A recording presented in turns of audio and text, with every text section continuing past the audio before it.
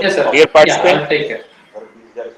so now this is second session of today. Welcome to all of you. So I request Mr. Nagarjan ji to kindly start. Yes, sir. I'll start the session. Sure. Sure. So, welcome back. So, we were in the second session of the day. So in the first session, we were discussed about the LabVIEW environment, and we have seen like few applications where NI technology is used to develop real-time applications. So, before the break, I think I had few queries from the professors regarding wireless internet, 5G, about the communication. So is there any other query? Any queries is there left out? Because we had a break for 10 minutes. So if you have any queries, please let me know. Any doubts or any queries? Uh, hello, sir. Yes, sir. Yes, sir. Sir, I have completed my PhD in fire and gas safety system, sir. Okay, sir. So for that fire and gas safety system, can I use this LabVIEW software for developing anything? Yes, sir. For real-time applications, maybe you can for condition monitoring system and all, or if you want to measure any information like smoke sensor or gas sensor, like health conditioning monitoring system and all, you can make use of it, sir. Yeah, you can use it. Ah, sir. Okay, sir. Yeah. Sir, Yes, sir. in wireless communication and all, we have mathematical equations now for modulation techniques and all. Yes, sir. Formulas. How Yes. to implement like that? Sir, I have not installed the toolkit actually. If would have installed the modulation toolkits, right? So you have an option to define all the parameters in that actually. I have not installed the toolkit, so there is a separate toolkit called modulation toolkit and communication suite that we need to install. If I install right, all the modulation technique functions will be available. So whatever the parameters which is required for the mathematical model, right, that we need to give it as an input. So I have not installed the toolkit, or else I would have just shown it in my system itself. Whether we can directly take the equations as a You can build the equation here, but like for example, if you build those equations by using this numeric functions, it may look big. Instead of that itself, they will have a separate inbuilt function will be available. So whatever the techniques you will use, right, the mathematical model functions will be available. So which will make your work to be very simpler to complete your logics. Or else you have something called formula node here, where you can just how we'll write in the C script in the same way you can just write the formula using this formula node. differentiation, integration, everything we can. Yes, sir, that is available. That I have showed here. See, there is an option called mathematics. You can see integration, differentiation is available here. Linear algebraic functions are there, and elementary functions like trigonometry, exponential. All these functions are available here. Polynomial, differential equations. See, ODE is there. Partial differential equation is also available. Your screen is not visible, sir. Oh, sorry. I'm very sorry. Hello, sir. Yes, sir. Sir, in place of Circuit Lab and MATLAB, can we replace this one, sir? Yes, sir. In circuit laboratory, like analog devices and digital electronic laboratories, right? So you have an option. You will have different hardwares over there to develop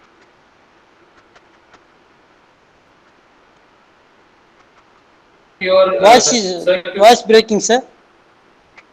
Ah, sir. and all. Instead of that, you can use NI software as well as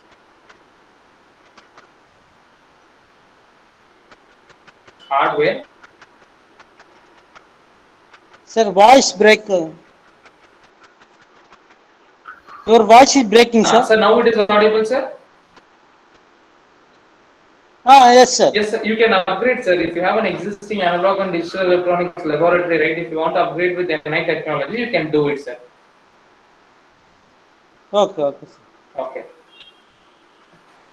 So I think the question like a mathematical operation, I think some professor asked. So it is available here, sir, in mathematical palette. So this will come when you install LabVIEW software directly. So where you will get all the linear algebraic information, integral and differentiation is available here. See, differential equations like ODE, partial differentiation is available, and probability, statistics, so all polynomials, all are available here, sir. Okay, sir. Thank you. Yeah. So, and even if you want to log the data, you can ask the question, okay, sir, we are doing some operations here. I want to extract the information to a file, or I want to get some information from file to LabVIEW also. We have an option called file IOs where we'll be using these functions to import any information from file to LabVIEW, and you can export some information from LabVIEW to file also. So all those things are possible. Fine. Any other queries, please? If you have any queries, please let me know. To see the graphs Yeah. and the what, how we can see the graphs. Sir, can you come again? Your voice is not clear. If we want to see graphical output, Okay. like a normal graph, x-axis some parameter. Okay, fine. So that, yeah. So for that, actually, we have to use graph function. Maybe I'll use a one more VI. So the answer for your question is here. Okay. So this is a block diagram and this is a front panel. You can see.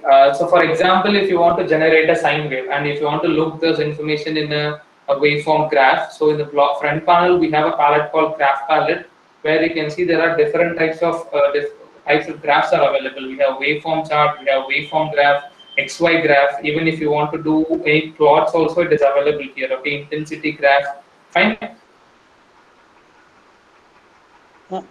Sir, Okay. So you can make use of these Sir, actually, functions. in our to university, plot we have the the Hello, information. sir? Voice is Simple breaking, sir. example. If you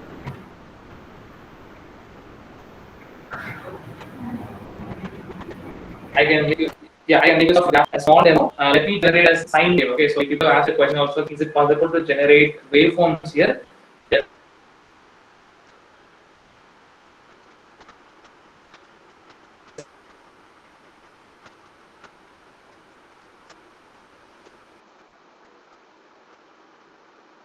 It is possible. Hello? I'll show how to generate a waveform Sir, your voice because is it is breaking. important in simulation, and we'll see how we can display the data also. Okay. So go to the block diagram.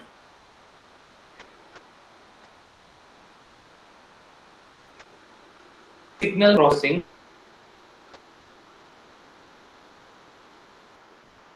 All the participants are facing the same problem. Hello, sir? Just disconnect and join again. Just disconnect and join again. Yes, sir. Voice is breaking, sir.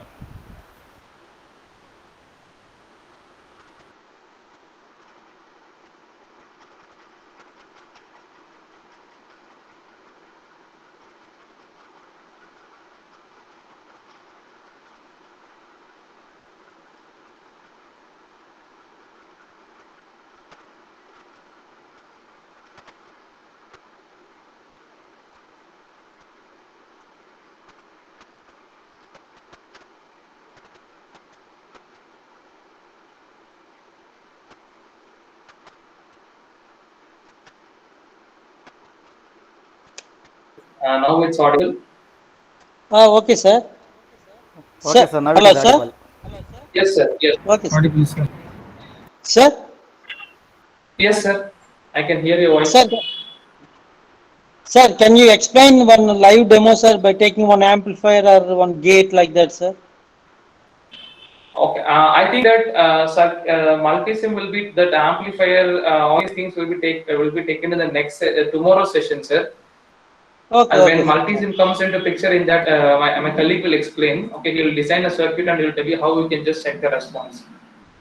Okay, So sir. that is that topics will be covered in the tomorrow session, sir. Okay. Sir, Okay. by using LabVIEW, na, sir, tomorrow session you are explaining. Sir, today you will be learning about LabVIEW tool. Tomorrow you will be learning about multisim, and then they will tell you like how you can just make use of LabVIEW and multisim to make an interactive analysis. And day after tomorrow, according to the schedule, it's about robotic simulation. So for that robotic simulation also, the base platform is LabVIEW tool only. Okay. So that's why Okay, today's okay. session you will be learning about the LabVIEW tool properly. Okay, sir. Yes. Yeah. So in LabVIEW, in case if you want to generate a signal, okay, if you want to generate any signal here, we have an option called signal processing. In signal processing, you can see there is an option called waveform generation. So where there are different options to generate a waveform here. Okay. So you can see basic function generator. You have sine waveform, square waveform, triangular waveform here. So you can see there is an option called simulate signal. It makes our job to be very simple, and as you people are new to this tool, okay, in case if you are new, you can see there's an option called simulate signal. I can use the simulate signal function. I can place it here, okay, and this see when I place that function, right, it gives a pop-up. So where I can just define my signal type here, okay. So which type of signal you want to generate? You want to generate a sine wave, square wave, triangular wave, sawtooth wave, or a DC signal. Okay, in case if I want to generate a sine wave, let me generate a sine wave here. And if you want to set any frequency of the signal, like it is 10.1 right now, so whatever the frequency you want, you can change it. In case if you want to make 50, whatever it may be, okay. And then amplitude, it is 1. If you want to change any amplitude or if you want to change any offset, you can just provide here. And then you can see there is an option called timing.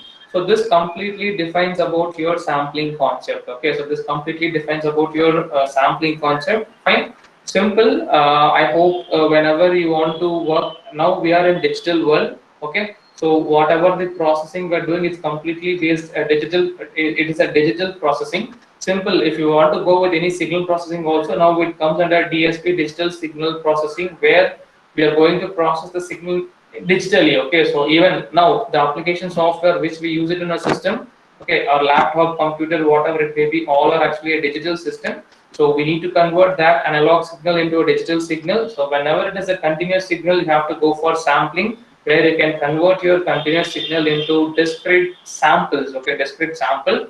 So for that you need to define a sampling frequency. You need to define the number of samples to read. Okay. So according to the sampling theorem and the Nyquist theory, okay, Nyquist theorem, it states the sampling frequency should be 2 times greater than or equal to the signal frequency. So then only whenever you try to reconstruct your signal, you'll get the same information back. Okay. So in order to do that, you need to provide your sampling frequency, and then you need to provide which should be greater than 2 times greater than or equal to your signal frequency. Now for the demonstration, let me take my signal frequency as 10.1 hertz. Okay, so then my sampling frequency should be, according to the sampling theorem, it should be 20.2. Okay, so then only when I reconstruct, I'll get the information. So let me give 20.2 and then I'll give OK. Okay, fine. And now to see the information in your graph. Okay, so if you want to see this information in a graph, so right click and then go to the graph palette. There is an option called waveform graph. Just place it in the front panel, expand it. Okay, this is just to see the waveform in a bigger way. That's all. And now I need to connect this sine wave output to the waveform graph. Okay, so it's a dynamic data type. It is an whenever you use any high level VI, you'll get the output in terms of dynamic data, which has some additional information. Ignore that, now it is not required. Okay, so and now when I run the code here, I have generated a sine wave.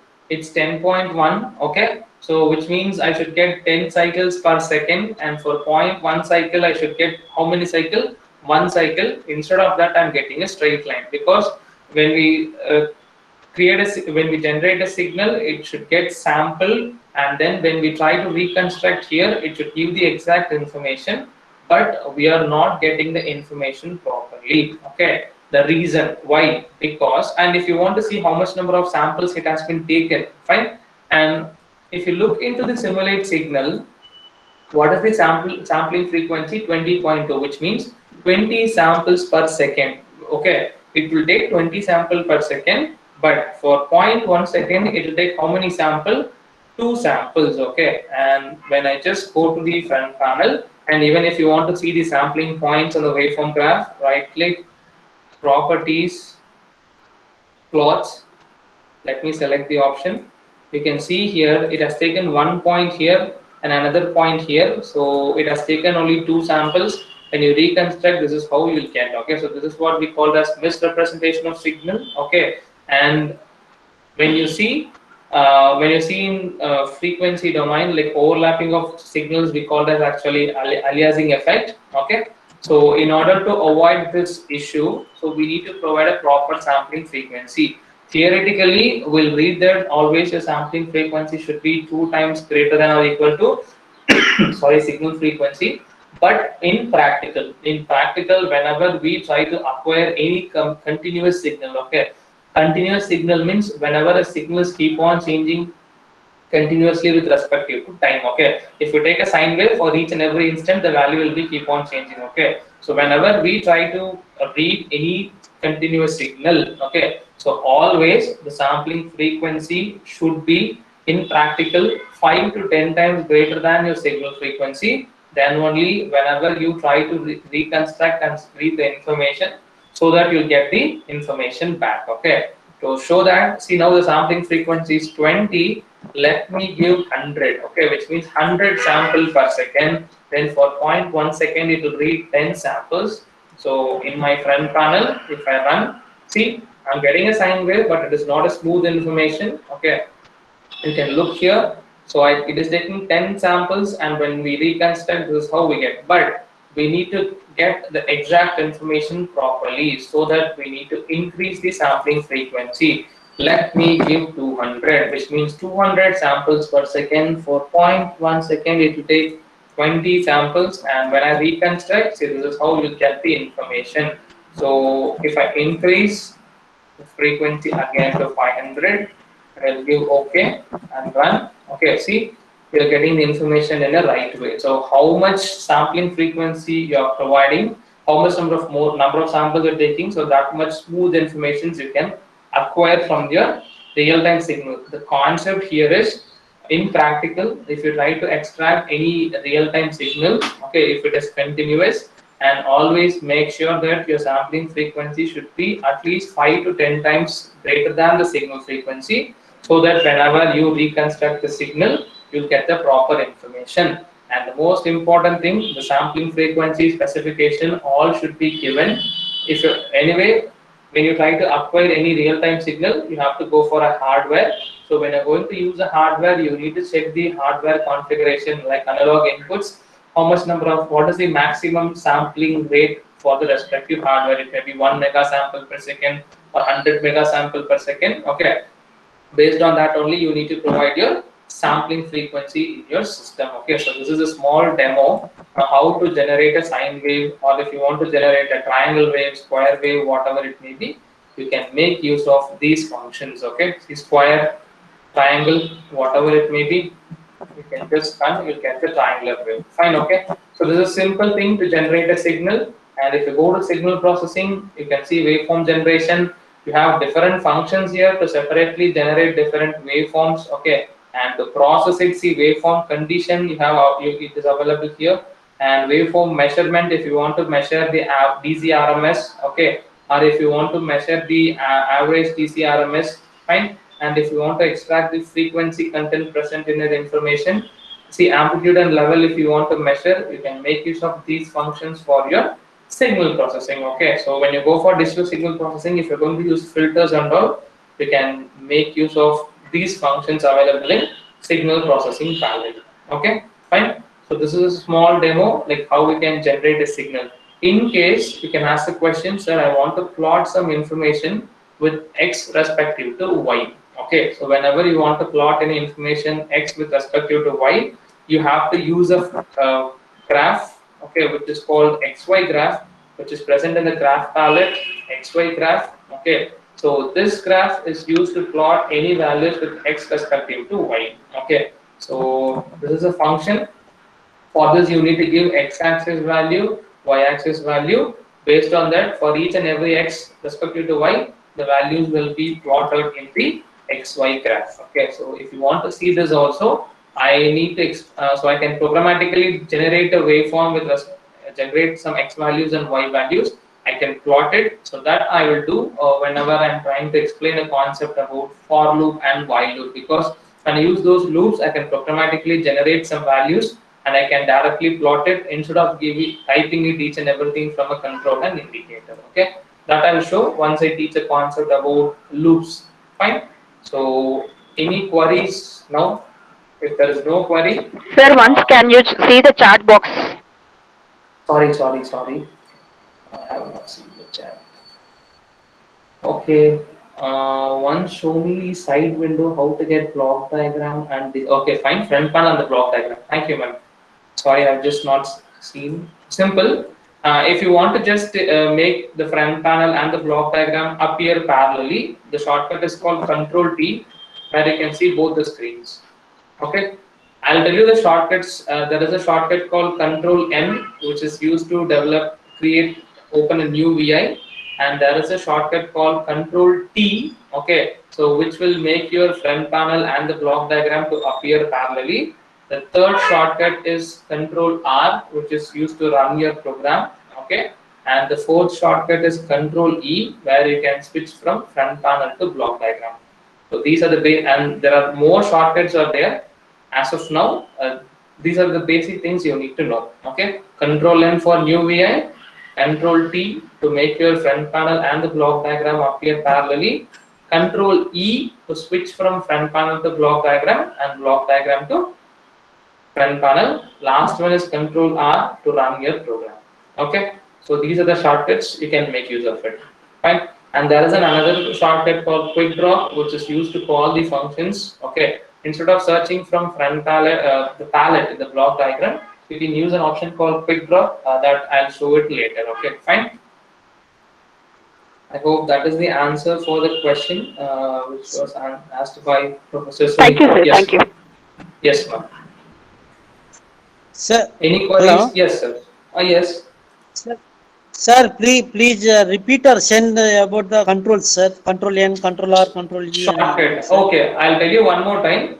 Control N is used to open file. New VI, sir. VI. If you want to create a new VI or open a new VI, Control N is the shortcut. New VI. Okay. Control Okay. R, sir. Control R is to run your program. Yeah, good. And okay. Control T is T for tall. Okay, Control T is used to make your front panel and block diagram to appear parallelly in your screen. Front panel diagram, sir. Okay, yeah, yes. Okay. And the last one is Control E. That is used to switch from a block diagram to front panel. If you want to see now a block, you can see in my screen, you can see only the block diagram. Now if you want to move to front panel, right, shortcut is Control E. It will switch actually, okay? From block diagram to front panel. And then reverse. Again, if I press Control E, from front panel to block diagram, vice versa. Okay. T and here reverse. Yes, sir, correct. Sir, M, sir. So we don't have anything called Control M. No. Control M. I didn't say about N. I said about N, Control T, Control E, and Control R. Okay. Thank you, sir. Thanks. Okay, fine. Any queries? Any doubts? If there is no doubt. Sir, is it possible to get your data in future? Can you share these things? Data in the sense like, ma'am? I mean, this presentation will be shared with the participants or not in future? Ma'am, presentation slides I cannot share actually, but if you want these VIs I can share with you. That's not a problem. So if you want whatever the VIs I explained right now, I'll save and I'll put it in a folder, and then I'll share this to Professor Harshvikram, the coordinator, and he will share with you all. Okay. Okay. Please make it sure, sir. Yeah, I'll save all the VIs, and whatever the things I'm explaining here, will share with the professor. He will share in your maybe in the faculty group and all. Okay. That's not a problem. So VIs and all we can share. It's only the PPT is confidential. I think I have not used the PPT only just for half an hour I used. All things will be explained in a demo using LabVIEW tool only. All the programs will be saved and I'll share to the coordinator. You can get it from him. Okay. Hello, sir. Can you give us a list of shortcuts that you have used in a Word file or something? Okay. Even we can give the software link also. Whatever the software we are using to show the demo here, right? We will share the link with the name. You can No, download sir. it. I'm just asking whatever shortcuts you are using, if that is Okay. compiled Shortcuts, and right? given. No problem. I can give it. No, that's not an issue. Sure. Thank you, sir. Sir, Okay. hello, Yes. sir, Yes, please, sir. please share your phone number and mail ID also, sir. In the future, we will contact about this software, sir. 100%. I'll put that in my slide also. Sure, I'll do that. If you want now, I can put it in the group. Sorry, chat box. You can make use of it. Okay, sir. Yeah. So my contact number, email ID, everything is available in the chat. So once the session is going to complete, I'll just put it in my slide also. You can just note it down. Right now, it is available in my chat box. In your chat box. Sorry. Okay. Okay, sir. Okay. Fine. So we'll continue now. I'll open. Okay. So maybe I'll save it now itself. Let the VI be open one by one. So I'll save everything at the last and then share. Let me open a new VI. Okay, so till now you have seen about the environment, about the different data types in LabVIEW. So now we are moving into the programming part. So by using all these functions only, you can satisfy or you can implement your requirement by using the tool. Okay, so the introduction is over. Now we are going to learn some functions which will help us to develop your application. Okay, so the first thing which you are going to learn here is the block diagram. There is a palette called structure palette. In structure palette, you can see we have different functions available. I'll tell you one thing. So if you want to learn this LabVIEW tool, only the LabVIEW tool complete. See, the thing which I have observed from the faculties or from the students, whatever faculties and students especially, not on the industry.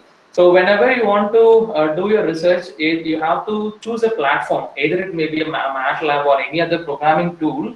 So the first thing what you have to do is, for example, think that you can do image processing based application here, or you can do communication based application here. Okay, so we'll consider image processing. So what people will think is, if we learn only the image processing functions in LabVIEW, okay, like vision and motion, only if you know about how to work with these functions, we can develop application. No, that is wrong. Okay, the first thing what you have to do is you have to learn the tool properly. Once you learn the tool properly only, then you'll know how to use the functions available in the palette, and only those functions are used to get some information. Apart from that, for the processing and all, you have to use the basic LabVIEW functions only. So that's why I don't think if you want to work with signal processing, which is required for that signal processing, right? The functions and all, if you try to learn, you cannot build the entire application. First thing is you need to know about the LabVIEW tool properly, and then if you know about how to work with the functions, then you can make a complete system. Fine. So that's why. So today, 2 sessions will be explaining about the LabVIEW tools alone and the basic functions, and then you learn about the toolkits and all in the later session. Fine. So here now the most important thing is structure. So the structure palette consists of different functions here. So in this you are going to learn today about 3 functions. One is for loop, another one is while loop, another one is case structure, which is very important in application development. If you open any application, there will not be any application without while loop. And if there is any condition available in your applications, right, you can see you will have case structure. And if you want to do any process only for finite number of times, that application will have for loop. Okay, so as I said, right, it is completely a graphical based programming tool where you no need to memorize any syntax for loop, while loop or anything. Just drag and drop and put it here. And another advantage is, like whenever you want, simple example, if you want to do any I can tell you sum of this is an example. If you want to do a sum of even number program, okay, if you see in the C, everyone, if they want to do the same sum of even number program, they have to follow it. It's like copy paste, okay? But in LabVIEW, whenever you want to do any process or application, it is not like each and everyone should use the same step which was already developed. I can do the sum of even number by using for loop, and some people can do sum of even number using while loop, or some people may use different internal functions inside the program, the logics, okay? The logics can be built by using different function. What is our ultimate goal? I need an output, that's all, okay? When I tell n is 10, it should automatically pick the even numbers present between 1 to 10. It should add and then it should give the result. So this is the ultimate goal. Apart from that, there is nothing to see inside the logic whether he used only this function or that function. So that tool is not available. So only our ultimate goal is what? We should get an output for the given input. Internally, whatever the function you want to use, you can use. There is no limitation. Okay. So we'll start off with case structure right now. So I'll take this case structure, okay, and then I'll put it in the block diagram. I will drag and I will drop it here. See, this is how the case structure looks. You can ask like why you are using case structure and why you are explaining in your applications, okay. If there is a condition, whenever you get conditional based requirement, okay. So in your text based programming or M file, you will be using an option called if else statement. The same if else statement logic can be built in LabVIEW by using this case structure, okay. So in text based it is if else programming, in LabVIEW it is going to be case structure, fine. So this is a graphical based tool, right? It looks like a box, and if you look in this case structure, so case structure has two input terminal. This is called case selector input terminal, and this is called case selector label, okay. So this case selector input terminal is a question mark. You can see here it appears green in color. You can see the question mark appears green in color. In LabVIEW, a green color belongs to Boolean data. Okay, Boolean means we have only two possibility, true or false, or you can call it as 0 or 1 here. Okay, so what exactly if else statement do? If the condition is true, you will be writing some logic, else you will be writing some another logics. In the same way, whenever you want to build any conditional based requirement, you can make use of case structure. If the condition is true, if you want to do any process, that entire logic will be written inside this true case. Else, if the condition is false, if you want to perform any action or if you want to do any operation, that will be written in the false case here, okay. So when the question mark receives a false value, whatever the logics you develop inside this false case will get executed, okay. So this is how your if else statement can be implemented in LabVIEW using this case structure. Very simple. Apart from that, we don't have any other thing to memorize, okay. So if you want to see how this case structure works, you can see it has question mark, case selector input terminal, and this is your false, okay. This is your case selector label. We have totally how many cases? Two cases, true case and false case here, okay. And now if you see the question mark is you can see the run arrow mark appears in broken format because this question mark doesn't have, we have not passed any value to the question mark. That's why it is appearing in broken format, okay. Just a small example, I'm going to show how this case structure is going to work, okay. Let me take a Boolean button, okay. So this Boolean button is going to give true and false value, right? And the same Boolean button, you can just look here and then I'm going to connect, okay. Now, as we don't have any requirement right now, to understand the concept, okay, to understand the concept, so let me do a small numeric operation at the same time, okay, and I'll show some other things also. I'll combine the program and I'll show how we can just group the logics here, fine. Simple, whenever the condition is true, okay, whenever the condition is true, I want to add two numbers, fine. So this is just to explain the concept of if else. Don't think I'm using only numeric data. Fine, I'll show one by one. So when the condition is true, I want to add two numbers, okay. When the condition is false, okay, I want to add, okay, so I want to multiply two numbers, fine. Simple, when the condition is true, I need to add two numbers. When the condition is false, I need to multiply two numbers, fine. So to do that, we need how many controls and how many indicators, okay. So what we will think, when the condition is true, we want to add two numbers. So 2 control, one indicator. When the condition is false, we need to multiply two number. Again 2 control, 2 indicator. That is false. Okay, because those controls and indicators common for both the condition. Okay, so for that, let me go to numeric. I'll take an addition operator and I'll put it in the true function. Okay, and in the false state, I'm going to take a multiply function. I'll put it here. Okay, now you can see this is the place where we're going to give the condition. Let me take one numeric control and second numeric control. Third one is the numeric indicator. Okay, we'll give the names here. Input 1, input 2. Okay, and this is your result. Done. I think I'm in. Yeah, fine. Any queries? Voice is breaking. Now my voice is breaking. No, Is sir. it fine now? No, fine, No, sir. sir. No, sir. Oh, Fine, fine, fine. thank you. Yes, and now you can see when I place my controls and indicator inside a false case, if you look into the true case, right, automatically you will not get those controls and indicator because it is only available inside the false. Now those controls and indicators are common for both the logics, so you have to place these outside. Okay, so that's why I said to do this operation I need only 2 controls and 2 indicator. Okay, because at any point of time only one case will get executed. Okay, see, now I have input 1 and I have input 2. Fine. So now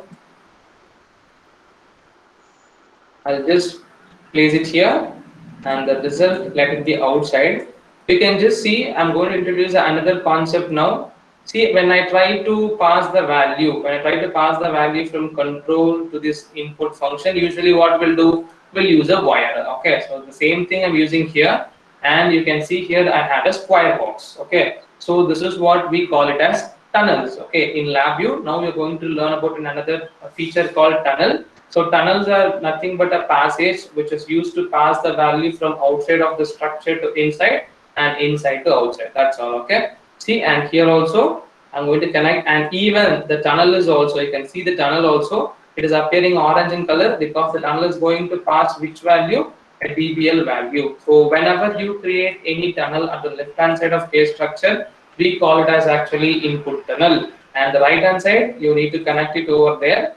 And now you will find a small difference between input tunnel and the output tunnel.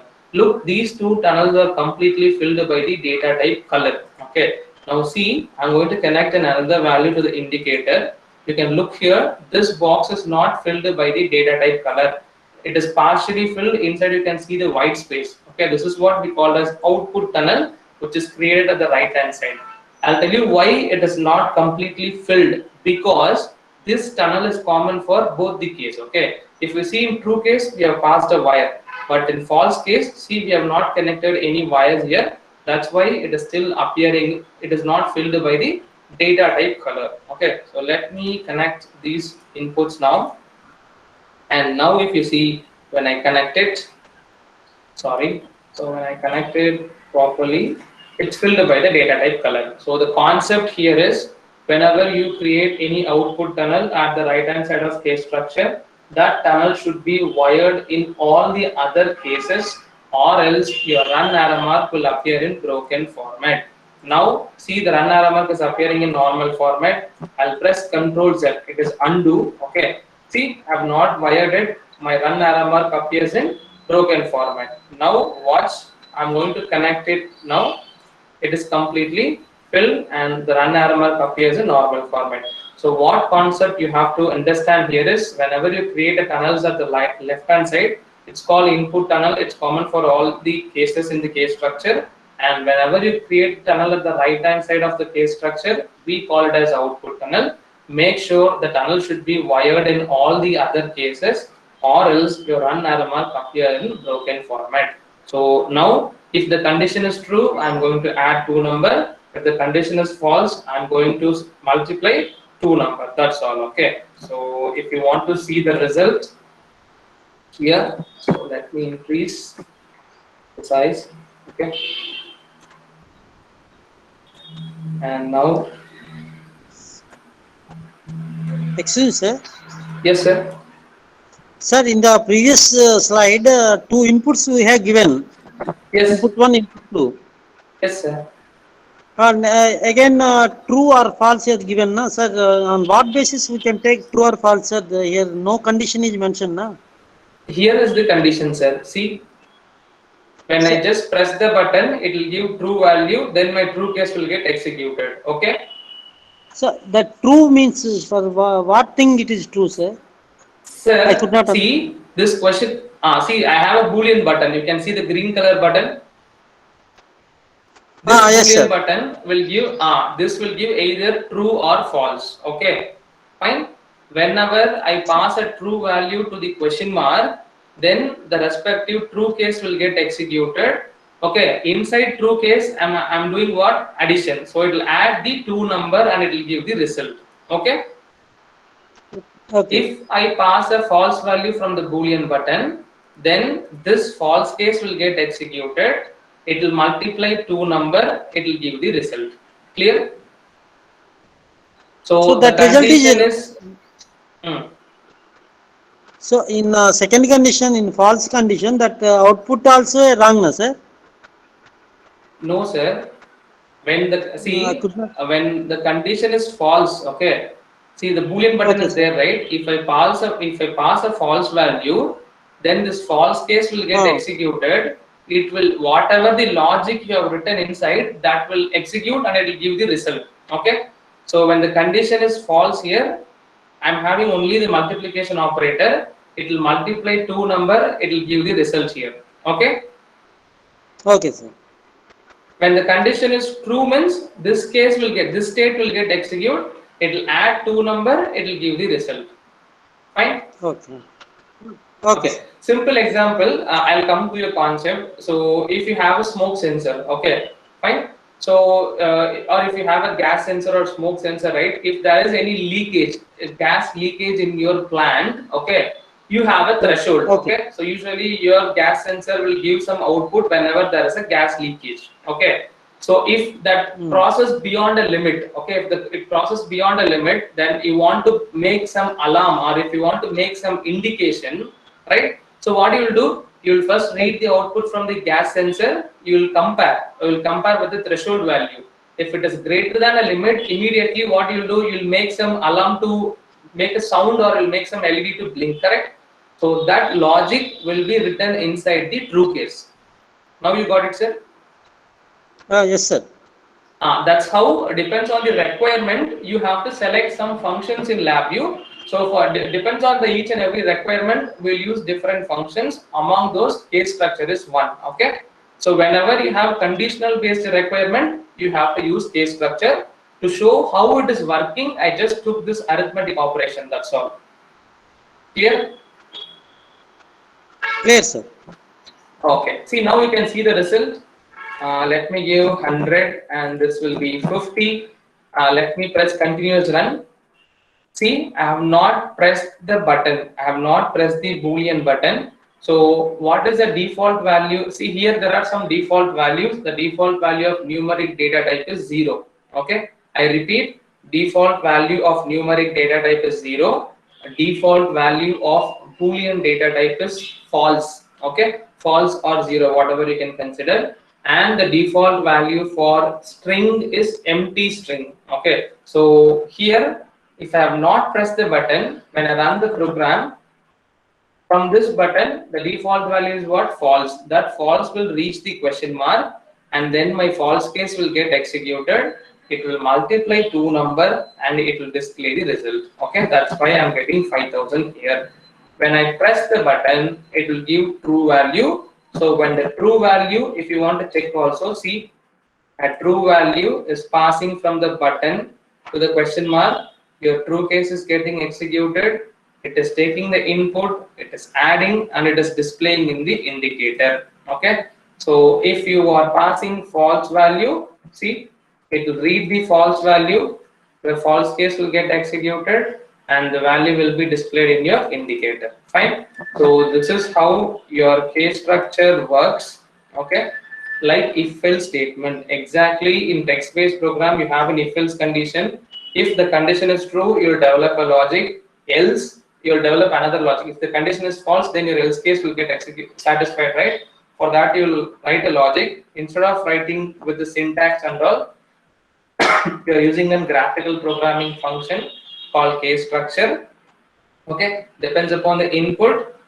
You have to develop either the true case or false case will get executed with respect to condition, and you can get the results here. Okay, just to show a demonstration how your case structure works when you provide a boolean data to the question mark. It behaves like an if-else statement, and keep it in mind, at the same point both the case can't be executed, any one case will get executed. Okay, if the condition is true, if you pass a true value to the question mark, right, then the true case will get executed.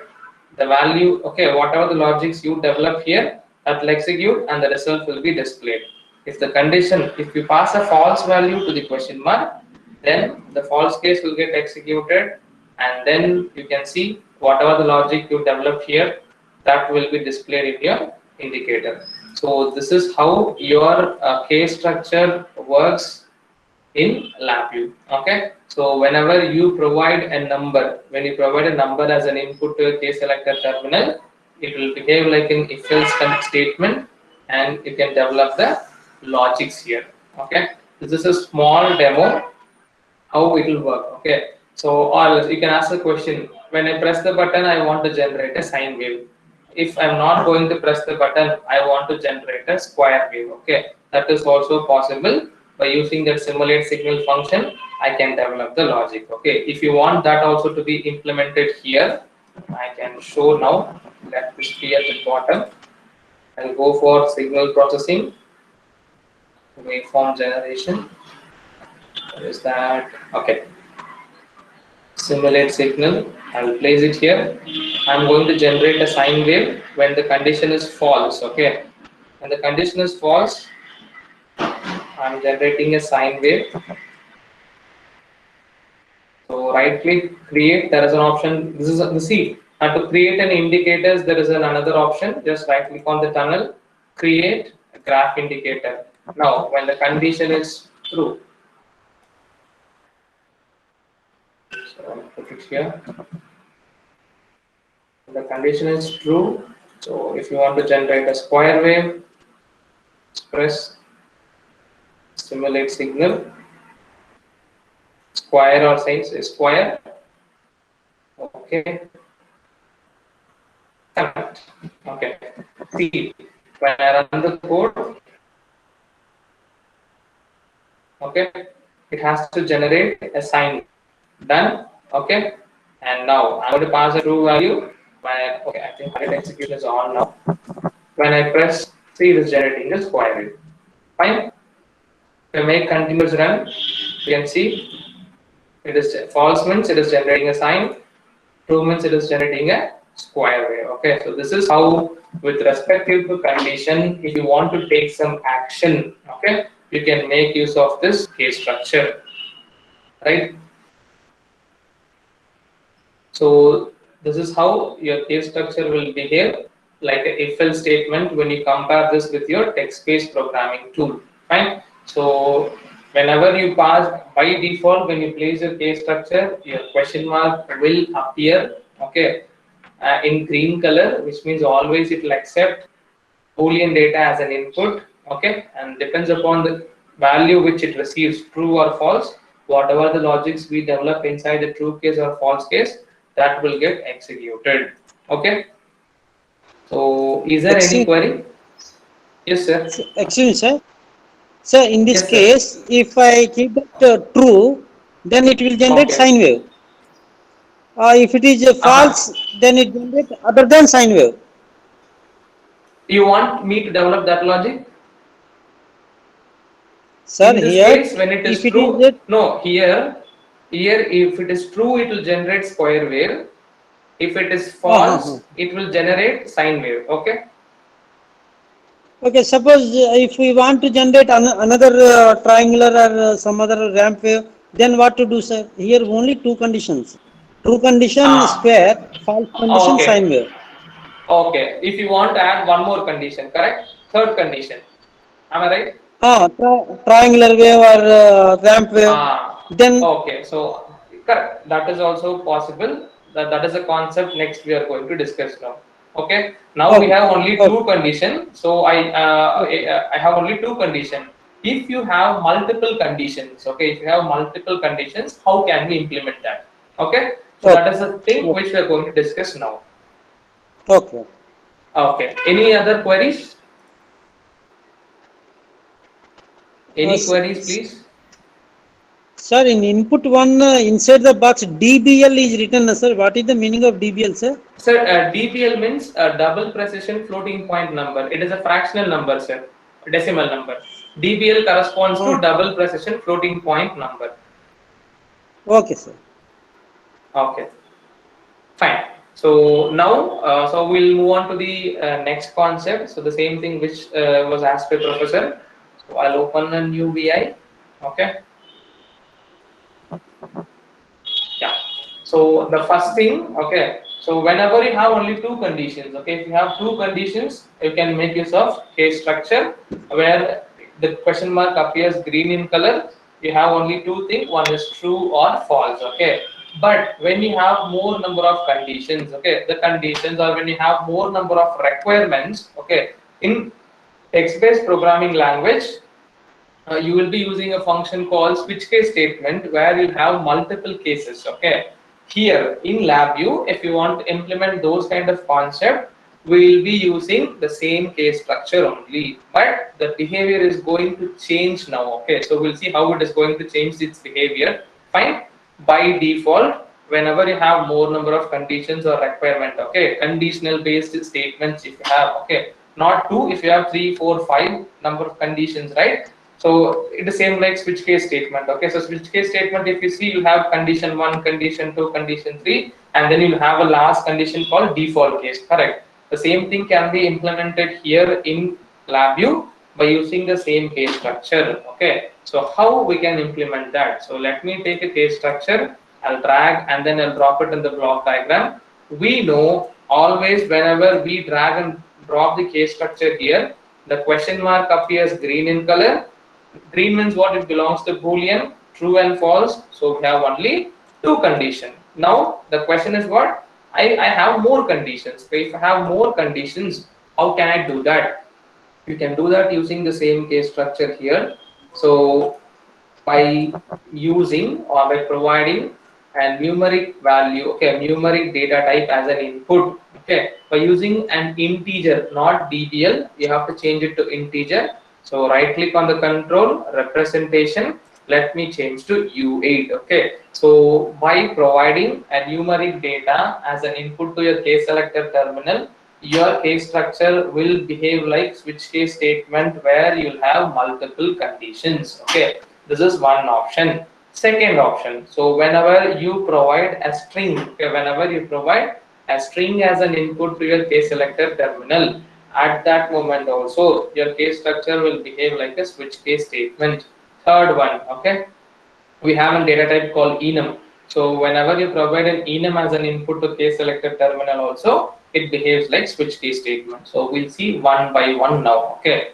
So let me provide a number. Kindly look into the block diagram. Okay. Let me take the number. You have to look this true and false and the number now. Okay. See, this question mark appears green in color. When I connect this number as an input to the question mark, what happened now? The question mark has changed into blue color. Blue color belongs to integer, and the true and false is replaced with 0 and 1. Okay, the true and false is replaced with 0 and 1. So the answer, the professor has asked a question. I think his good name is Shankar. So Professor Shankar has asked, if I have more requirement, like how can I do implement in LabVIEW? The answer for this, you can make use of the same case structure, but instead of providing a Boolean data as an input, either you need to provide a numeric data or string data or enum. Okay, when you provide these kind of data type as an input to your case selector terminal, it behaves like a switch case statement where you can implement multiple conditions. Okay. You can next question you can ask, sir, how can I implement multiple conditions? So this is a numeric data. The data type is U8. U8 corresponds to unsigned integer of 8-bit, which means 2 power 8. So 2 power 8, it is 255, which means this numeric, you can enter from 0 to 255 value in this respective control. See, if I enter 256, it will become as 255 only. If you make 300, it will become as 255 only, because using this control I can enter a value from 0 to 255, which means I can create 255 cases here. I can create 255 cases. Now, as of now, let us create 3 cases only. We don't want to create 255 cases. Let us create only 3 cases. Okay. The question now is how to add new case. See, I have case 0, I have case 1. Okay. To add the new case, so kindly look into the block diagram. So right click on the case selector terminal. You can see I have an option called add case after. I have an option called add case before. Okay. See, when I select add case after, automatically a new case is added with the label 2. You can see totally how many cases I have? 3 cases. Okay, fine. Right. And now if you want to add another case, right click, again add case after. See, one more case is added. Okay. If you want to delete the case also, right click, there is an option called delete the case. You can delete this case here. Fine. Got it? So this is how you can implement multiple conditions. Okay, multiple conditions by providing a number or a string or a enum as an input to case selector terminal. Fine. And now if you want to see, I'll show the same demo. When I give input number 1, I want to generate a sine wave. When I just provide number 2, I need to generate a triangular wave. When I provide number 3, I need to generate square wave. Okay, fine. So we'll start off with number 1. So I'll go with there is a shortcut called quick draw. Okay, control space. The shortcut name is called quick draw. Control space. You can just type the function name, simulate signal. I'll get this function here. I'll put it here. Let me generate a sine wave. Okay, and then create graph indicator. And in case 2, okay, I want to generate simulate signal. Case 2, let me generate a triangle wave. Okay, and connect it here. Case 3, okay, simulate signal.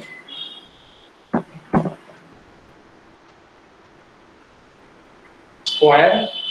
Okay, connect it here. Done. Okay, but you can see there is an option called 0, default, right? So whenever you use switch case, always you'll define a default case. Why? If none of the condition gets satisfied, you have to, then it will execute what? A default case. Now the 0th case is considered as default here. So here, if the 3 things are not satisfied, let me generate a DC signal. Okay, simulate signal. I'll go with the DC. Okay, I'll go with DC. I'm going to provide OK, and I'll connect here. Fine. Now we'll see whether it is working properly. So this is the graph. Okay, and this will be the control to the case structure. Okay, let me make it 0. Okay, 0. When I run the code, what happened?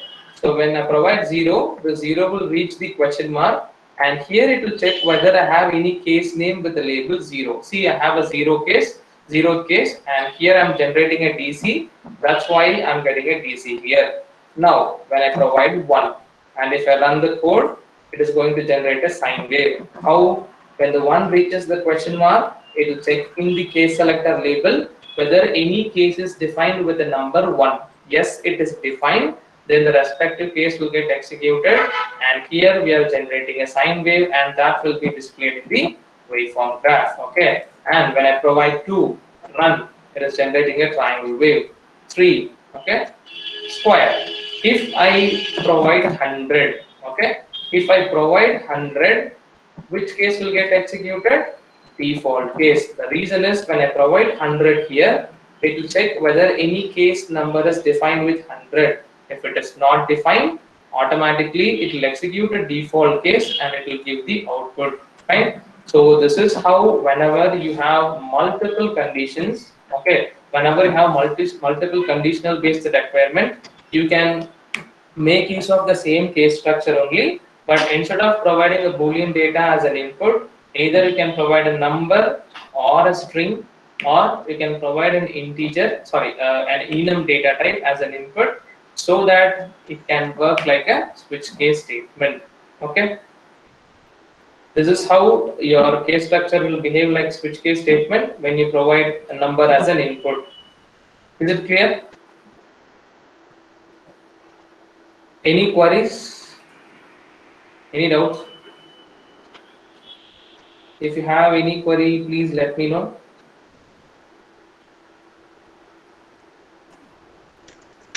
Yeah, thank you. Sir, Okay, so yes, sir. sir, other than 0, 1, 2, 3, if we enter any value, then that will come under default. Yes, Is it exactly, right, sir. sir? Correct. Correct, sir. Correct, sir. Okay. Done. Okay, thank you, sir. Oh, okay. So this is how your case structure will work. So same, you can just give a string also as an input, or else you can just give enum also as an input. Okay. So maybe that we'll see later. Fine. So we'll move into two more concepts. So we have 1 hour left. We need to see about two concepts which is very important about loops. Okay, while loop and for loop, because while loop is very important to develop applications. Fine. So and then we have to see another concept called shift register also. So without those concepts, we cannot build the application. So we'll see about while loop, okay, and the use of shift registers in LabVIEW. Fine. So I'll just open another VI.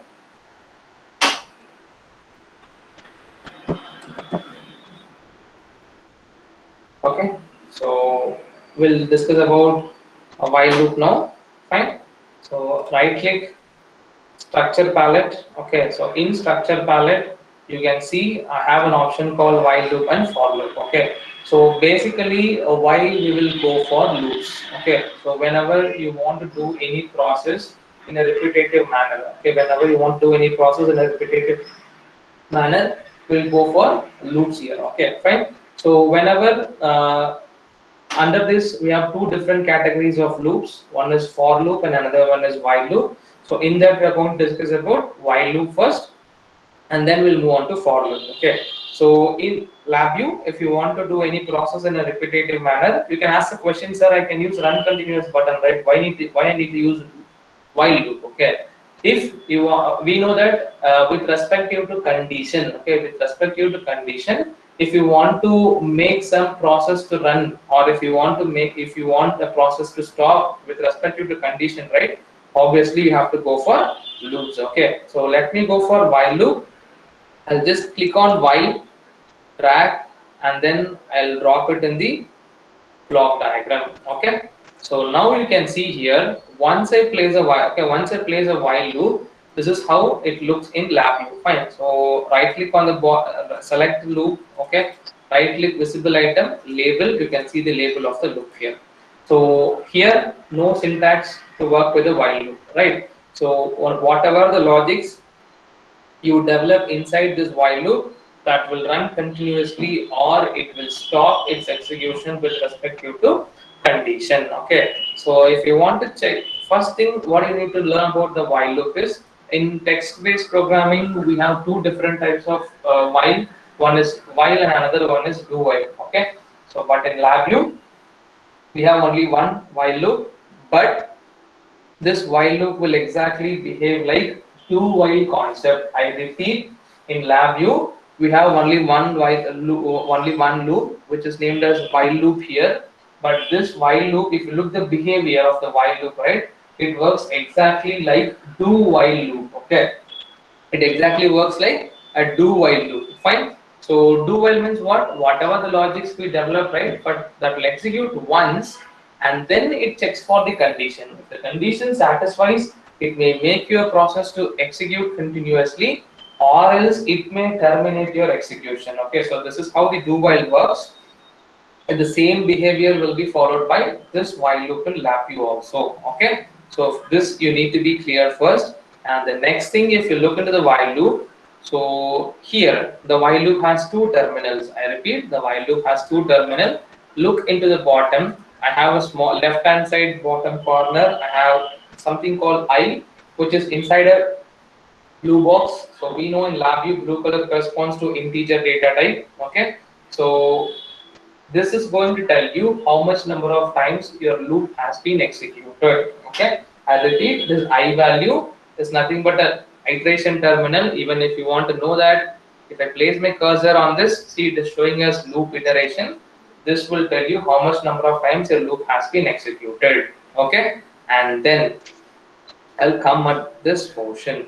This at the right hand bottom corner, I have another terminal called loop condition. Okay, so loop condition means what? Conditional terminal. Okay, so this is a place where we are going to check the condition, and look, the condition terminal is enveloped by green color box. So in LabVIEW, green corresponds to Boolean data type. Okay, and then when I right click this conditional terminal, I have two options here. Which one is selected now? Stop if true. Okay, the option which they have selected here is stop if true, which means whenever the conditional terminal receives true value, immediately it will stop its execution. Okay, I repeat, whenever the conditional terminal receives true value, it will stop its execution.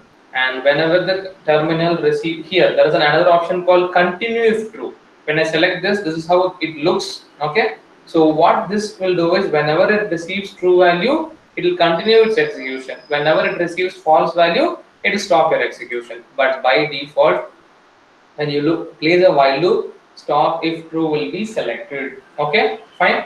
And now you can see I have to provide a value here, or else your run arrow mark will appear in broken format. Simple, right click, create control. Okay, there is an option called right click, create control. When you select this, automatically a stop button will be created, and that will be connected with the conditional terminal. Okay, so and now if you see in the front panel, you will get this stop button also.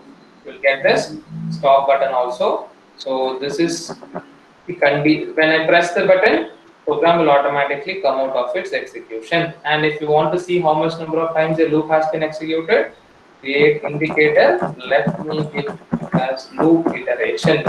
Okay, even that also I'll place it here. Okay, yeah, so this is the introduction to while loop. Okay, so while loop, so whenever you want to do any process in a repetitive manner with respect to condition, you can go with while loop. The while loop will exactly behave like a do while. Whatever the logics you develop, it will execute once, immediately it will check for the condition. The condition here, the stop if true. Okay, if you press the button, it will read. If it reads true value, immediately it will come out of execution. If it reads false value, it will go for the next iteration. Okay, this is how your while loop works in LabVIEW. Okay, so now I have not developed any logics inside this while loop. Just simply I'm going to click, and the most important thing, once you started to use while loop, okay, loops, please don't use run continuous button. Okay, so because to do any process in a repetitive manner with respect to the condition only, we are using loops here. So there is no meaning if we use run continuous hereafter. Okay, simple. See, let me press the run button. The program is keep on running continuously. If I press stop, it has come out of its execution. But if you look the loop iteration, how much number of times your program has been executed, it is around how much? 4 crores 55 lakh 34,645 times the loop has been executed. I just click the run button. Maybe within 1 or 2 seconds, I press the stop button. Within this duration, the loop has been executed these many number of times. Okay, these many number of times here. Think if I develop any logics, okay, if my logic has some controls indicator, if it is going to do some process, if you want to monitor the process, okay, if you want to monitor the values, is it possible to view if the program runs at this much faster rate? Okay, so what we need to do, so we need to slow down the speed of the program execution. The most important thing here, okay, the most important thing here is once you started to use loop, okay, a while loop, okay, so you have to introduce a new function called delay function, okay, delay function. So why we need to, you can ask a question, what is the use, why I need to introduce a delay function? The answer for that is, so once we started to use loop, okay, and when you run the program, if you're not going to use a delay function, right, your entire performance of your LabVIEW CPU will be taken by the LabVIEW itself, okay. I'll show that also as a demo now. Right click, I'll go for Task Manager. Okay, performance. See, now my CPU performance is 16%. Okay, 16 or 18 will make it as around 20%. Fine. Now I'm going to run this loop. Okay. Now check your performance. It is moving toward 40%. Okay, it is an empty while loop. When I run the while loop, right, around 50% of your CPU performance has been taken by LabVIEW itself. Okay, fine. So when you do like this, if you build an application, right, so if your application is very bigger, then your entire it is an empty loop which is taking 45%. Okay, if you develop any logic inside and all, right, so more amount of CPU performance will be taken by LabVIEW. I hope you people have experienced this issue. When you try to open any application in your laptop, it shows not responding, wait or close. You will get an option called not responding, wait or close. So why I get the option? So that application may not get the CPU access to perform. Okay, that's why it will show wait or cancel. So if you wait for some time, when it gets the CPU access to perform, immediately your application will open in the normal state. Okay. The same way, here also, if you're not going to use any delay function inside while loop, right, your entire performance of will be taken, CPU performance will be taken by LabVIEW. So when you try to do multiple tasks in a system, it may get hanged up. Okay, that's why the first reason is we have to always introduce a delay function. This is the main reason why we have to go for delay function here. So now right click on the block diagram. I'm going to introduce a new function here. Timing palette. Inside the timing palette, you can see there is an option called wait ms. Okay, let me select use this delay function. Wait in bracket ms. Ms corresponds to millisecond. Let me take and put it at the front block diagram. Okay, and this wait ms has an input.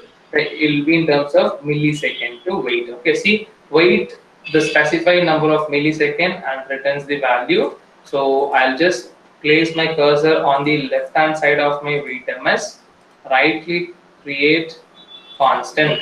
Let me give 500 millisecond delay. Okay, let me give 500 millisecond delay, and now I am going to run the program. Now you can see the loop iteration.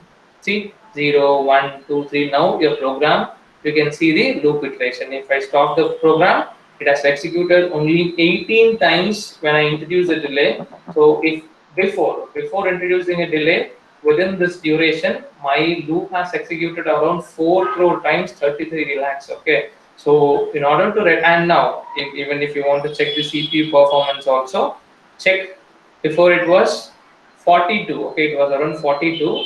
See, now it has come around below 20. See, it is showing 14, 17, 19. So which means your amount of CPU usage has been reduced. Okay, so this is the reason why we will be using a delay function inside a while loop. Keep it in mind, once you started to use while loop, always you need to introduce a delay function. As we develop applications here, always will prefer 100 millisecond delay, because whatever the changes we do when I provide any inputs to my program has to respond within 100 millisecond, and it has to work it out or else my system may get into trouble. Okay, that's why mostly, not mostly, will or at most will always give 100 millisecond delay only. Okay, fine. So 100 millisecond delay so that my program will respond within 100 millisecond, right? You can ask a question how this delay will help, how it is going to release the CPU access. Okay, so consider when I develop a small program. Okay, when I develop a small program inside this while loop, right? Fine. So when I run the program, if I introduce a delay, I think that the entire time taken for one iteration to complete one iteration is 50 seconds or 50 millisecond. Here the delay is 500 millisecond. The entire time taken to complete the one iteration is 100 milliseconds. So what it will do when you run the program? So my program will run. When it reaches 100 millisecond, it will complete its execution, right? But what is the delay here? 500 milliseconds. So we are left out with 400 millisecond.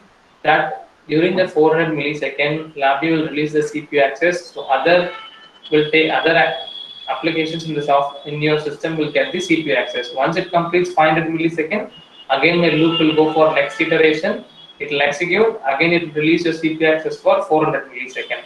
So this is how you can reduce the more amount of CPU usage whenever you use a delay function in while loop. Okay, so this is how your while loop executes, and this is the use of delay function. And if you want to do any process repetitively, you can make use of while loop. Simple, I'll show. We developed a logic to simulate sine wave, square wave, and all, right? Let me copy this. Okay, so I can put it inside my while loop here. See, so before what I did, I press run continuously to simulate different waveforms. Now, okay, so instead of that, let me press only run button. See, I pressed only run button. Stop it once. This is your loop iteration.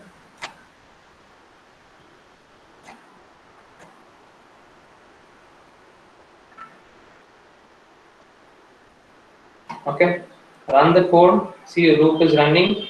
When I just give 1, it will generate sine wave. When I just give 2, it will generate what? Triangular wave. See, this keep on generating a wave, and it is moving now. You can see. When I just give 3, it is generating what? A square wave. And when I just give 4, we don't have a case called 4. It is giving DC. See, whatever the number I provide, it is giving DC. When I provide 1, it will generate a sine wave. Okay, fine.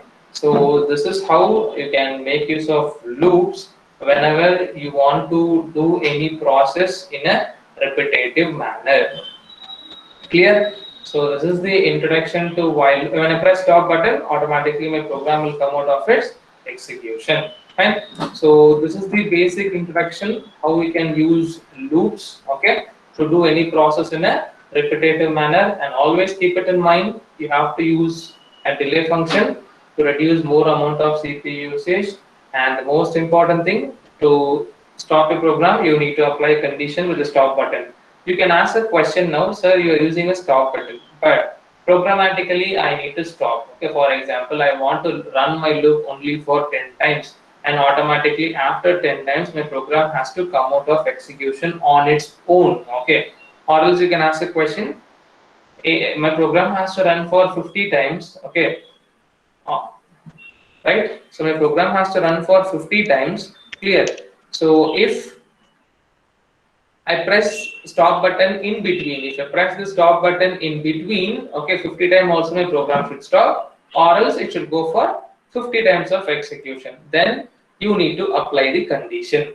Okay, in those cases and all, what you have to do is you can apply a condition. So based on the condition also, you can stop the loop. Okay, if you want to do that, so I can go with another VI. Okay, this is just, I'm going to tell you how we can stop the loop with respect to condition. Okay, so my loop has to run only for 10 times. Okay, after 10 times automatically it has to come out of execution. In order to do that, I can make use of this I. Okay, I'll go for comparison. So greater than, sorry, let me go for comparison function, greater than or equal to, okay, create constant, let me give 20. Okay, Let us give 20. Okay, let us give 10 itself. When the condition is true, okay, when the value reaches 10, the greater than or equal to is going to give what? A true value. And the most important thing, keep it in mind, always I starts from 0. Always I starts from 0 here. Okay, so if you want to see the iteration count also, create indicator. This will tell you how much number of times your loop has been executed. I'll arrange it properly. And when the condition is true, I'm giving it to the condition terminal. So with respect to condition also, you can stop your program. Okay, this is also one way to stop your program. See, I'm giving, this is your loop iteration. Okay, and then most important thing, delay. Let me give now 1000 millisecond delay. 1000 millisecond means 1 second. See, I'll run the code 0, 1, 2, 3, 4, 6, 9, 10. Condition is true, automatically it has come out of execution. Okay, so this is also one way you can just apply. This is just a simple, for a demo I just used I. Maybe in your program, if you are going to get some value from the sensor, if the value is greater than some threshold, if you want to stop the program, you can just make use of the condition. Or else in your application, if you have a stop button, if you press stop button, then if you want to stop the program, use. You can just ask, now my program can run up to 20, or if I press the stop button, it should stop. Okay, see, I have two conditions. So this is how we can make use of the Boolean functions here, the Boolean operator. See, when I press stop button, or if the value reaches 20, my program should come out of execution. In those cases, see, I'm using an OR gate now. Connect it. Connect. Okay. Run the code now. See, 0, 1, 2, 3 will execute. If I press stop, my program will come out of execution, because either if my program, the condition is true, okay, if the I value is greater than 20, it will stop. Or if I press the stop button, my program will come out of execution. Okay. If you check here, when I run this code, right, see, it is running now. So this program, once it reaches 20, automatically it will stop. Or in between, before reaching 20, if the user press the stop button also, a program will come out of execution. Okay, so this is how your while loop works in LabVIEW. See, when it reaches 20, automatically it will come out of execution. Right? So this is how the while loop works in LabVIEW. Fine. So if you want to do any process in a repetitive manner with respect to the condition, you can stop. You can make use of the loop. Most important thing is you have to use a delay function in order to reduce the 100% usage of CPU. Okay, CPU usage, always you need to use a delay function, right? So without delay, we will not use while loop here, and that is recommended. Okay, not recommended, it is required actually. So with this, the introduction about the loop is over, because when my colleagues will explain about multi-sim core simulation, or when the robotics concepts are explained, anyway it's going to be the programs will run in a continuous state only. During those states and all, they will be using loops. So at that time, you should not think what is this function which is new, which is unknown to yourself. Okay, so because of that only, I'm explaining the concept. So with loop is very, very important. Okay, so let me know if you have any queries regarding while loop. Any queries?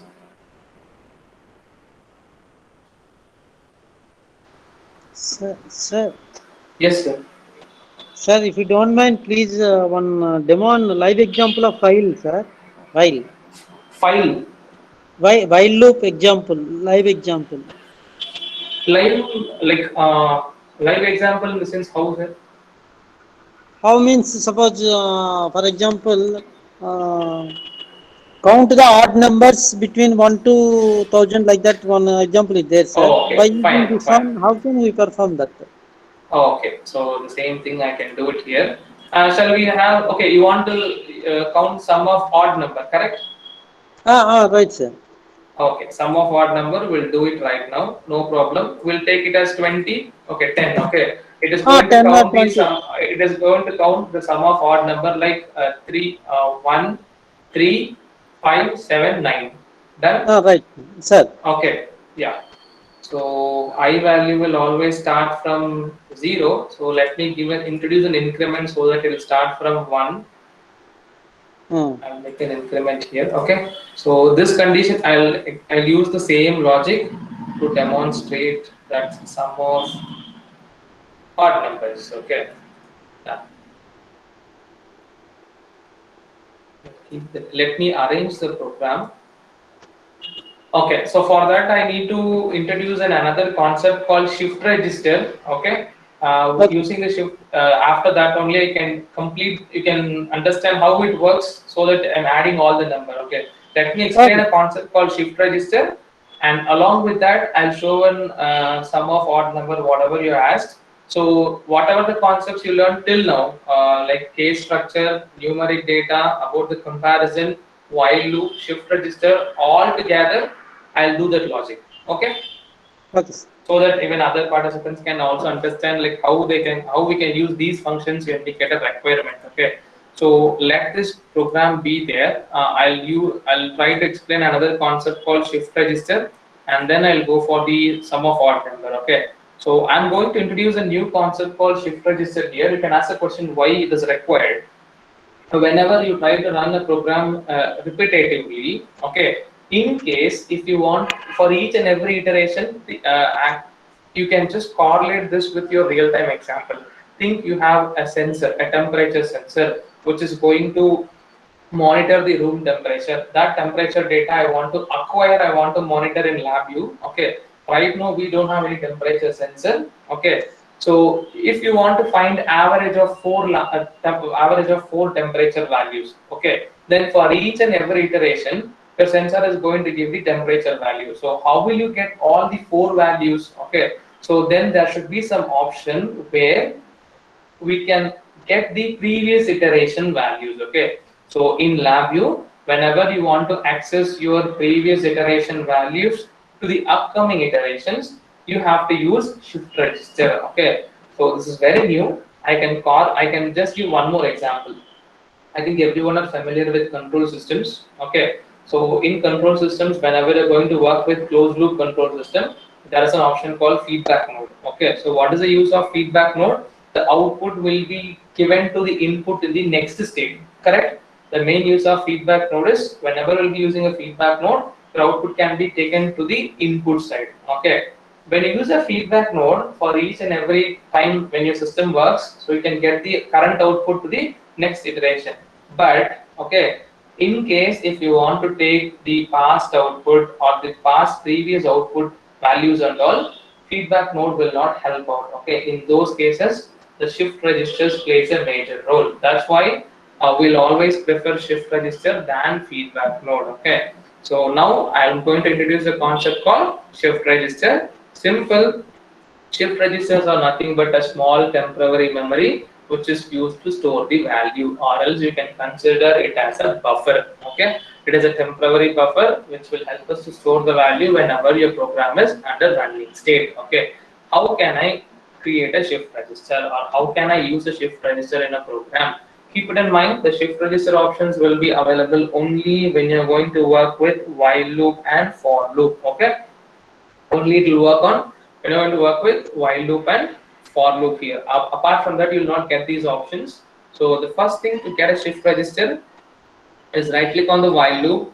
There is an option called add shift register. Okay, so whenever I select an option called add shift register, immediately you will get a pair here. Okay, immediately you will get a pair. See, it looks like black color box. You can see up arrow. It has an up arrow and it has a down arrow. Fine. So always your shift registers will appear as a pair here. Fine.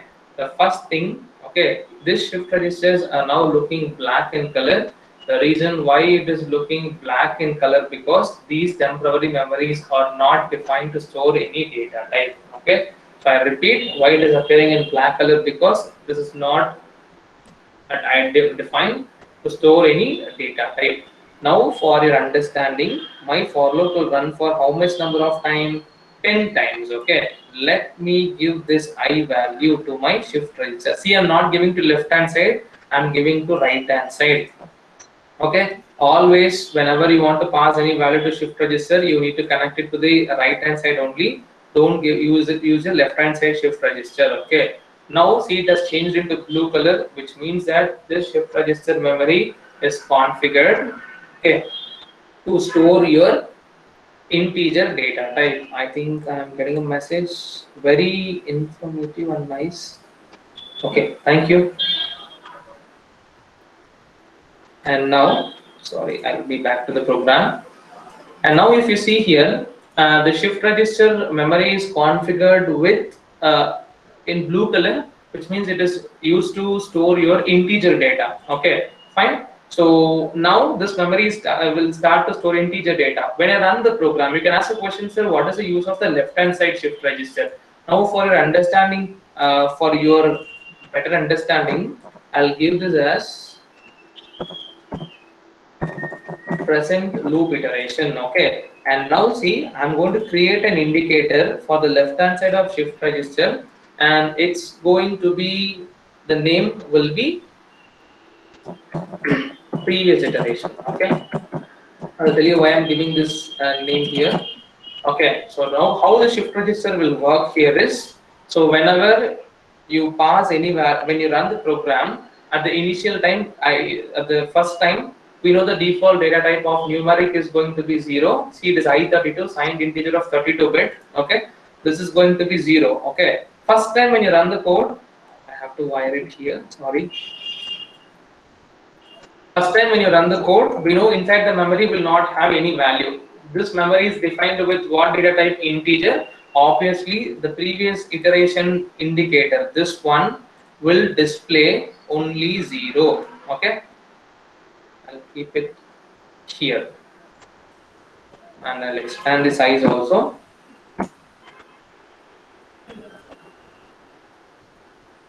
I'll put it stop button this side. So it will display only what? 0. Now, first time when you run the code, okay, first execution is what? 0. It will increment it to 1, and that 1 will be stored in the right, will be pushed to the right hand side of shift register. Okay. At this time, here we'll have only what? 0. When my loop goes for next iteration, so when I is 1, it will be incremented to what? 2.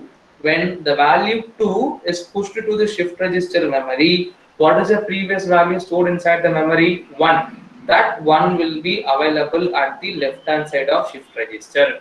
I repeat, when I is equal to 1, it is incremented here.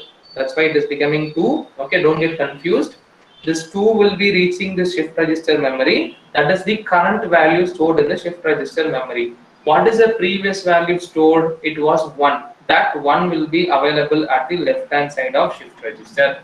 So this is how you can make use of shift register to take your previous iteration value. Now if you want to check here, you can kindly look here, run, see, present is 2, you can see here, present iteration and previous iterations. Okay, by using shift registers, you can access your previous iteration values.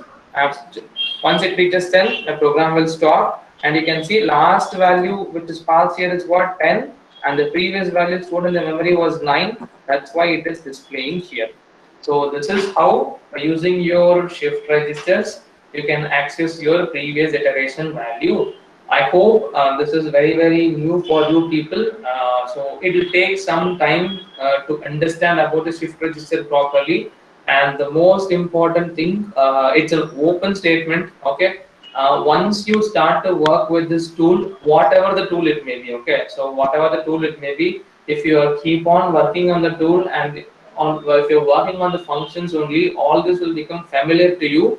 Even myself also, if I just not touch the tool for even 6 months or 7 months or whatever it may be, whenever we try to do it open and look right, some things we may get forward. So that's why we should be in touch with the tool. Okay, simple. You people are handling a lot of subjects in each and every semesters. Okay, so as you people are keep on working with all those topics, content, whatever the concepts, as you keep on doing it repetitively for each and every semesters, right? So you're in touch with the tool. When you try to work on any new subject, okay, so what we'll do, we'll sit and prepare in the same way only. This tool, if it is new to you people, you should get touch with the tool, you should get practiced, right? So once you started to work with the tool continuously only, you'll come to know about all these functions. When you get a new requirement, automatically you'll get the options. Okay, when I get this requirement, I should use while loop. When I get this requirement, okay, then for this requirement, I have to use what? Case structure, so that I can complete the logic.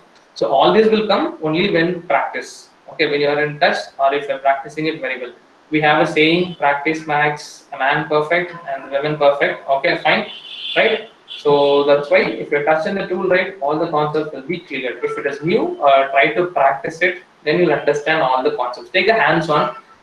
One thing, as because of this pandemic, everything is moving through online. If these FTP sessions were offline, so where we can have a live interaction, we can take a lot of hands-ons. As we have less amount of time, I'm just showing everything as a demo. So from your side, you people can practice. Okay. This is the use of shift register now. Okay. So now with this, I'm going to explain your.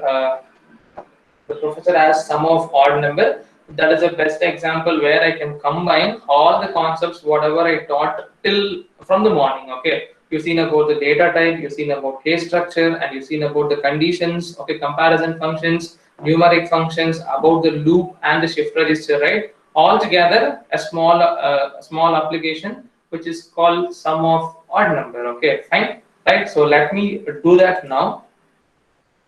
I'll just delete the wire. Fine. So let it be. I'll initialize the shift register with 0. Okay, this is for initializing concept. And now, right now, this indicator is not required. So it is what? Sum of odd number, which means I need to add only the odd number. I should not add the even number. Okay. So for that, we need to generate the numbers first. Correct. So for that, we need to generate the numbers. So to generate a number, you can develop a logic. Okay. Or else the easiest way is what we have.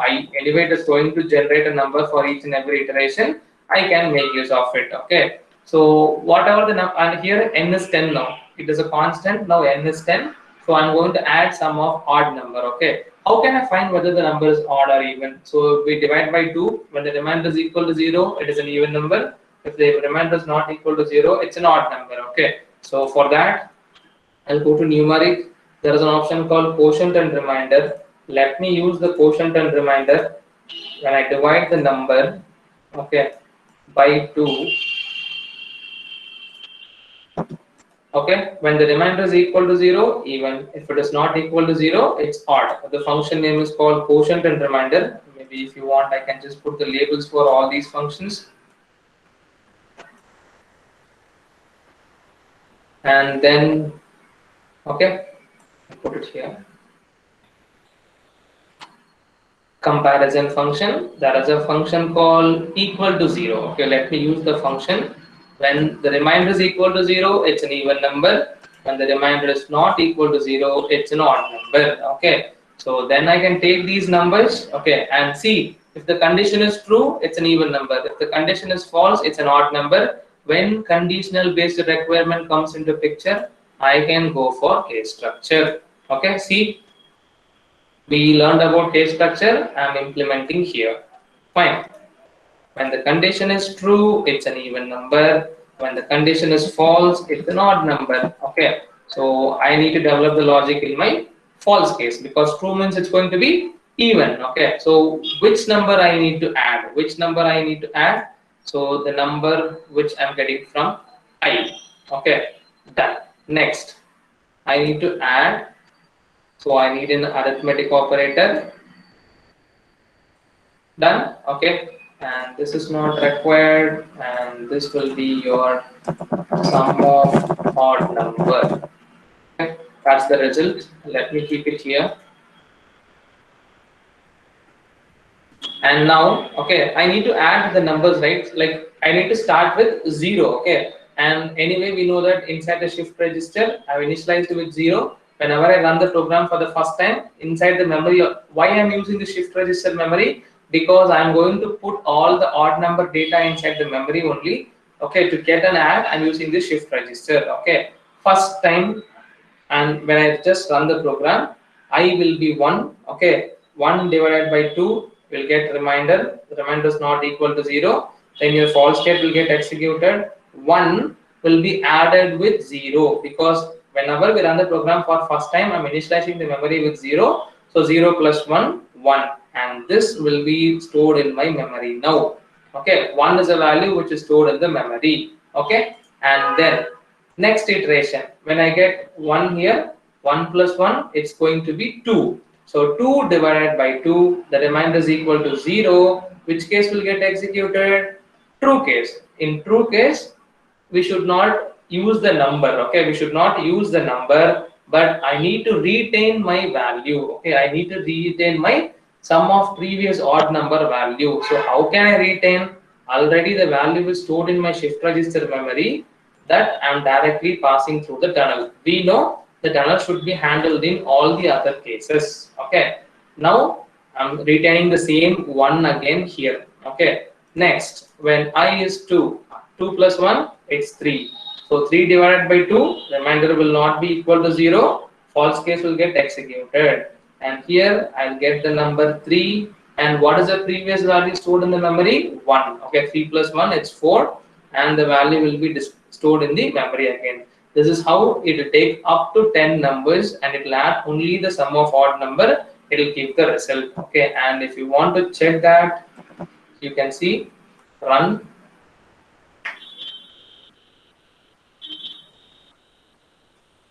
So 9 plus 7 plus 5 plus 3 plus 1. Okay, you'll get 25. Okay, so this is how you can develop a logic to add sum of odd number. Okay, so whatever the concepts we have learned so far, okay, from the morning, all together I implemented in a single program called sum of odd number. Okay, we have implemented case structure, we have implemented shift register to run the program continuously, we have used while loop, and see, even to stop the program also we developed the condition and we have stopped the code here. Okay, so all the concepts together implemented in a single logic. That's what we say. When you want to learn the tool come properly, so that when you get new requirements, you'll come to know which function should be used at the right time. Okay, so that's why the tool is very important. Tool knowledge is first important than the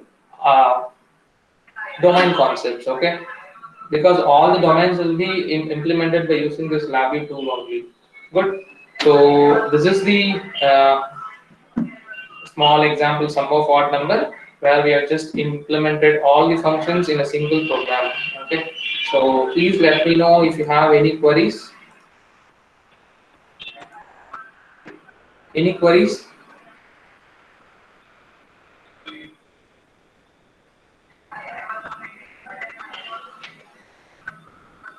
Hello, I think everyone are there. Yes, sir. Yeah, if there is any queries, please let me know. No, sir. Okay, thank you. Okay, any others? I think I got reply from Professor Saraswati ma'am, and Shankar sir has said there is no query. If any others, if you have any queries, please let me know. Okay, so if there is no query, maybe we'll move on to the next topic. Fine. Anyway, I'll save all these codes, put it in a folder, and let it be open now.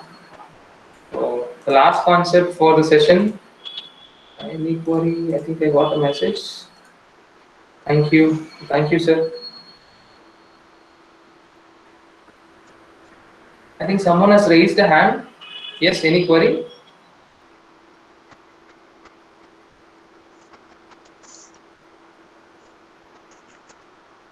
Okay, so let me go to the program. Thank you. I think we have still time, or sir, is it a time for lunch break, or we have time, sir? Ashvikram, sir. I think the coordinator is available.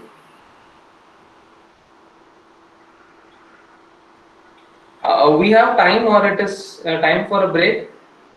Yes, sir. Okay, if we have time, we'll look into the for loop concept alone. Thank you. We'll look one more concept and we'll have a break and we'll continue at, I think 3 o'clock we have another session. So we'll stop by 2 o'clock. Okay, we have 8 more minutes more. And if you have any queries, please let me know. Feel free to. Yes, sir. Nagarjan ji, Yes, sir. can we stop for this for lunch break? Yes, sir. Yeah, we can have a break. No problem. Okay. So thanks participants. So we will start again at 3 o'clock. So this is time for lunch break. Okay. Okay, So fine. you may Yeah. leave now and please join and at 3 o'clock. Thank you, Okay, Nagarjan ji. sure. Thank you all the participants. Thank you, sir. Thank you. Yeah. So we'll break for lunch and we'll meet by 3 o'clock. So then we'll be introducing to hardware concepts. Thank you.